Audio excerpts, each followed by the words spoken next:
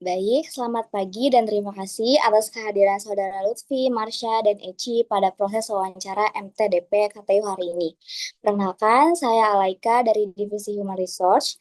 Pada sesi ini, saya akan menggali latar belakang, motivasi, serta kesiapan Anda mengikuti proses manajemen training development program. Wawancara ini dilakukan secara format kelompok, namun setiap pertanyaan akan dijawab secara individu dan bergantian. Saya ditemani oleh Bapak Aswan selaku user dan divisi KTU yang akan menggali kemampuan teknis dan kesiapan operasional Anda. Pak Aswan, dipersilakan. Oke, selamat pagi semuanya. Saya Aswan, Kepala KTU di salah satu unit kebun. Saya bertanggung jawab mencakup pengelolaan administrasi keuangan, kontrol anggaran operasional, penggajian karyawan, serta pelaporan ke kantor pusat. Pada sesi ini, saya ingin mengetahui pemahaman Anda mengenai fungsi KTU dan kesiapan pekerja di lingkungan kebun yang dinamis. Baik, kita mulai dari sesi HR terlebih dahulu. Dipersilahkan, Bu Alika. Baik, untuk pertanyaan yang pertama, silakan kalian perkenalan diri secara singkat beserta latar belakang pendidikan. Dimulai dari kandidat pertama yaitu Lutfi, lalu kandidat kedua Eci, dan kandidat ketiga yaitu Marsha. Dipersilakan. Oke, baik. Terima kasih atas waktunya. Perkenalkan, nama saya Lutfi Rafael. Saya merupakan lulusan S1 Agribisnis dan saya memiliki minat pada manajemen keuangan, pengelolaan administrasi, usaha pertanian. Selama kuliah, saya mempelajari akuntansi dasar, manajemen biaya, dan analisis usaha. Mungkin cukup sekian dari saya. Terima kasih.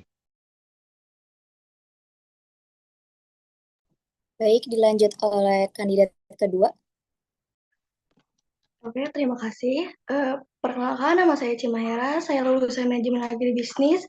Saya memiliki ketertarikan pada pengelolaan administrasi dan operasional perusahaan. Selama kuliah, saya mempelajari manajemen operasional, dasar akuntansi, serta pengelolaan organisasi yang mendukung kesiapan saya untuk berkontribusi pada posisi KTU. Makasih. Selanjutnya, kandidat ketiga. Baik, izinkan saya memperkenalkan diri. Perkenalkan, nama saya Marsha Ananda Firmansyah, lulusan S1 Agribisnis. Selama kuliah, saya banyak mempelajari terkait manajemen usaha, perencanaan anggaran, serta dasar-dasar akuntansi dan analisis biaya. Saya tertarik pada bidang administrasi dan keuangan karena menurut saya pengelolaan yang rapi dan terkontrol menjadi fondasi utama agar operasional perusahaan bisa stabil dan efisien. Oke, baik. Untuk pertanyaan selanjutnya, saya akan menanyakan mengapa Anda tertarik mengikuti MTDP KTU ini di perusahaan perkebunan. Dimulai dari kandidat pertama. Oke, baik. Terima kasih untuk pertanyaannya. Izin menjawab. Kenapa saya tertarik? Karena saya ingin berkarir di industri strategis. MTDP adalah jalur terbaik bagi saya untuk menguasai operasional kebun sekaligus manajemen keuangan secara komprehensif agar bisa menjadi KTU yang andal. Mungkin dari sekian. Terima kasih. Baik, dilanjut oleh kandidat kedua. Oke, izin menjawab karena program ini memberikan bekalan yang mengenai pengelolaan administrasi dan keuangan operasional di kebun dengan latar belakang manajemen. Saya ingin mengembangkan kompetensi saya secara langsung di lapangan sekaligus mempersiapkan diri menjadi calon pimpinan unit yang memahami proses operasional dan administrasi secara menyeluruh.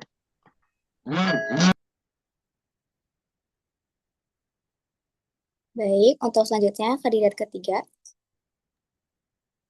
Izin menjawab, saya melihat MTDP KTU ini sebagai program yang tidak hanya melatih kemampuan teknis, tapi juga membentuk pola pikir manajerial sejak awal karir di sektor perkebunan. Sistem operasionalnya cukup kompleks sehingga peran KTU sangat strategis dalam menjaga ketertiban administrasi dan kontrol biaya. Saya ingin belajar langsung dari sistem yang sudah terstruktur dan berkembang menjadi pribadi yang mampu memimpin unit dengan pemahaman menyeluruh baik dari sisi operasional maupun finansial. Oke, untuk pertanyaan selanjutnya, apakah kalian mengetahui bahwa program ini mengharuskan penempatan di seluruh wilayah operasional? Bagaimana kesiapan dari Anda sendiri? Dimulai dari kandidat pertama. Ya, baik, izin menjawab. Yang pertama saya sangat siap karena saya memahami bahwa inti bisnis perkebunan ada di lapangan. Penempatan di daerah operasional adalah kesempatan saya untuk validasi data keuangan dengan kondisi fisik di kebun. Mungkin cukup sekian dari saya. Terima kasih. Selanjutnya untuk kandidat kedua.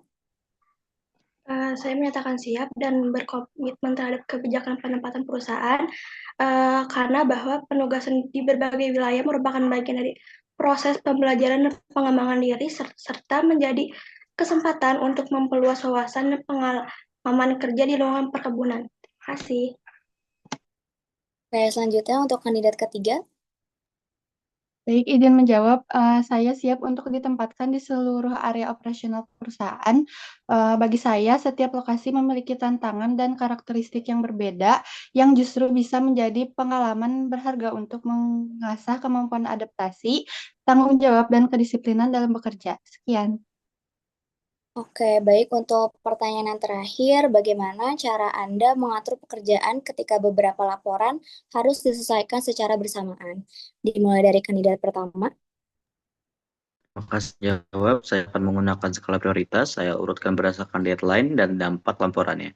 Saya buat checklist kerja agar tetap fokus, teliti, dan selesai tepat waktu tanpa ada yang terlewatkan. Mungkin cukup sekian dari saya. Terima kasih. Selanjutnya, kandidat kedua. Saya mengatur pekerjaan dengan menyusun skala prioritas berdasarkan tingkat urgen dan tenggat waktu. Saya juga membagikan pekerjaan ke dalam tahapan yang berstruktur serta menjaga komunikasi dengan atasan apabila terdapat kendala. Sekian, terima kasih. Selanjutnya, untuk kandidat ketiga. Izin menjawab, jika menghadapi beberapa pekerjaan dengan tenggat waktu yang berdekatan, saya biasanya membuat daftar pekerjaan berdasarkan tingkat prioritas dan dampaknya terhadap operasional. Saya membagi waktu secara terencana dan memastikan setiap laporan melalui proses pengecekan ulang sebelum diserahkan. Sekian dari saya, terima kasih. Oke, baik. Terima kasih atas jawabannya. Selanjutnya, kita masuk ke sesi teknis bersama Pak Aswan. Silahkan. Oke, terima kasih kepada Bu Alaika. Sekarang kita memasuki ke sesi user yang mana ini mengetahui bagaimana sih teknis KTU tersendiri. Untuk pertanyaan yang pertama, menurut Anda apa peran utama KTU dalam operasional kebun? Dipersilakan. Oke, baik. Terima kasih. Izin menjawab. Yang pertama, itu menurut saya KTU berperan dalam memastikan administrasi dan keuangan berjalan tertib sehingga operasional kebun dapat berjalan lancar dan terkontrol. Mungkin dari saya. Sekian, terima kasih. Selanjutnya. Oke, izin menjawab. KTU ini berperan sebagai pengelolaan administrasi dan keuangan unit kebun serta menjadi penghubung antara kebun dan kantor pusat. Sekian, terima kasih. Selanjutnya. Baik, izin menjawab. Menurut saya, KTU berfungsi sebagai pusat pengendalian administrasi dan keuangan unit kebun. KTU memastikan setiap transaksi tercatat dengan benar, anggaran digunakan sesuai perencanaan, serta laporan tersusun secara akurat dan tepat waktu. Sekian dari saya, terima kasih. Oke, dilanjutkan untuk pertanyaan berikutnya. Jika biaya operasional meningkat tetapi produksi tidak naik, apa yang Anda analisis terlebih dahulu? Dipersilakan. Baik, terima kasih izin menjawab. Yang pertama, saya akan lakukan analisis varian. Yang kedua, saya akan cek komponen biaya terbesar, misalkan seperti pupuk ataupun komponen-komponen lainnya. Yang seterusnya, bandingkan budget dengan aktualisasinya. Saya cari tahu apakah ada pemborosan di lapangan atau kenaikan harga material yang tidak terkendali. Dari hasil tersebut, saya akan bisa mendapatkan jawaban. Terima kasih. Selanjutnya. Oke, izin menjawab. Saya akan menelaah laporan anggaran dan realisasi biaya untuk mengidentifikasi pos biaya yang mengalami peningkatan signifikan. Saya juga berkoordinasi dengan biaya operasional untuk memahami penyebab kenaikan tersebut dan mencari potensi perbaikan efisiensinya. Terima kasih. Selanjutnya. Baik, izin menjawab. Langkah awal yang saya lakukan adalah menelusuri rincian biaya yang mengalami peningkatan dan membandingkannya dengan anggaran maupun periode sebelumnya. Setelah itu, saya akan mengevaluasi apakah kenaikan tersebut masih dalam batas wajar atau menunjukkan adanya ketidakefisienan. Sekian dari saya, terima kasih. Oke, pertanyaan berikutnya, bagaimana alur sederhana pencatatan transaksi hingga menjadi laporan keuangan? Dipersilakan. Oke, baik. Terima kasih izin menjawab. Sederhananya, transaksi itu dicatat berdasarkan bukti yang valid, kemudian diklasifikasikan. Yang pertama ada bukti transaksi, kemudian dijadikan jurnal, kemudian buku besar, kemudian neraca saldo, kemudian jurnal penyesuaian, dan jadi laporan keuangan tersebut. Transaksi dicatat berdasarkan bukti yang valid, kemudian dilaporkan ke kantor pusat. Sekian dari saya, terima kasih. Selanjutnya, Terima kasih izin menjawab. Transaksi dicatat berdasarkan bukti yang sah, kemudian dikelompokkan sesuai jenis akun. Selanjutnya dilakukan rekapitulasi secara berkala sehingga disusun menjadi laporan keuangan yang dilaporkan kepada manajemen dan kantor pusat. Sekian, terima kasih. selanjutnya. Izin menjawab, setiap transaksi harus didukung oleh dokumen yang sah. Setelah diverifikasi, transaksi dicatat sesuai akun yang tepat, lalu direkap secara berkala. Dari data tersebut kemudian disusun laporan keuangan seperti laporan laba rugi dan neraca sebagai bentuk pertanggungjawaban administrasi dan dasar evaluasi manajemen. Sekian dari saya, terima kasih. Oke, untuk pertanyaan berikutnya, jika terjadi selisih kas, apa yang Anda lakukan? Silahkan. Baik, terima kasih izin menjawab. Yang pertama, saya akan melakukan cash count fisik ulang, lalu rekonsiliasi dengan seluruh bukti nota atau kuitansi. Jika tetap selisih setelah pelacakan tersebut, saya segera lapor ke atasan secara transparan untuk langkah koreksi sesuai SOP yang ada. Sekian dari saya, terima kasih. Selanjutnya, Izin menjawab, saya akan segera melakukan pengecekan ulang antara saldo dan kas fisik dan catatan pembukuan, menelusuri kemungkinan kesalahan catatan, serta melakukan klarifikasi internal sesuai prosedur yang berlaku. Sekian, terima kasih. selanjutnya. Baik, izin menjawab. Apabila terjadi selisih kas saat rekonsiliasi, saya akan melakukan pengecekan ulang terhadap pencatatan dan bukti transaksi satu persatu. Saya memastikan tidak ada transaksi yang terlewat atau salah input. Jika masih ditemukan perbedaan, saya akan berkoordinasi dengan pihak terkait untuk klarifikasi dan menyelesaikannya sesuai prosedur perusahaan sehingga masalah yang dapat ditangani secara transparan dan terdokumentasi dengan baik. Sekian dari saya, terima kasih. Oke, untuk pertanyaan berikutnya, di mana jika suatu kondisi terjadi keterlambatan pembayaran supplier karena dokumen belum lengkap dan operasional terancam terganggu, kira-kira apa yang Anda lakukan? Dipersilahkan. Baik, terima kasih izin menjawab. Saya akan segera memeriksa kelengkapan dokumen yang pertama. Yang kedua, berkoordinasi dengan pihak terkait serta menginformasikan timeline penyelesaian kepada supplier. Sekian dari saya, terima kasih. Oke, selanjutnya. Menjawab, saya akan menjaga komunikasi dengan pihak supplier agar hubungan kerja tetap baik, sekaligus berkoordinasi secara internal untuk melengkapi dokumen yang dibutuhkan. Sekian dari saya, terima kasih. Selanjutnya. Baik, izin menjawab. Saya akan mengecek dokumen yang belum lengkap dan segera berkoordinasi dengan bagian terkait untuk melengkapinya sebagai prosedur. Selain itu, saya akan menginformasikan kepada supplier mengenai kendala dan estimasi waktu pembayaran agar komunikasi tetap baik dan hubungan kerja tetap terjaga. Sekian dari saya, terima kasih. Oke, selanjutnya memasuki pertanyaan yang terakhir.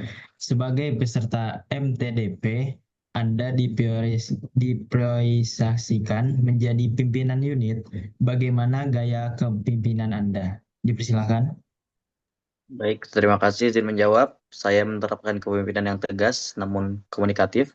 Saya percaya koordinasi yang jelas dan pengawasan yang sistematis dapat meningkatkan kedisiplinan dan kinerja tim. Mungkin dari saya sekian, terima kasih. Selanjutnya. Izin menjawab, saya akan menerapkan gaya kepemimpinan yang komunikatif dan bertanggung jawab. Saya berusaha membangun kerjasama tim yang baik, namun tetap tegas dalam mengambil keputusan demi kelancaran dan ketertiban operasional unit. Sekian dari saya, terima kasih. Selanjutnya. Baik, izin menjawab. Saya menerapkan gaya kepemimpinan yang tegas, disiplin, dan komunikatif. Saya ingin memastikan setiap anggota tim memahami tanggung jawabnya, bekerja sesuai target, serta tetap merasa dihargai melalui komunikasi yang terbuka dan evaluasi yang rutin. Sekian dari saya, terima kasih. Oke, baik. Terima kasih atas jawaban yang sudah kalian berikan. Dari sini kami bisa melihat cara berpikir dan pemahaman Anda mengenai fungsi KTU itu. Kami juga mengapresiasi partisipasi Saudara Lutfi, Marsha, dan Eci. Nantinya hasil seleksi akan diinformasikan melalui kontak yang telah didaftarkan. Terima kasih atas waktu dan keseriusannya. Selamat pagi. Selamat pagi.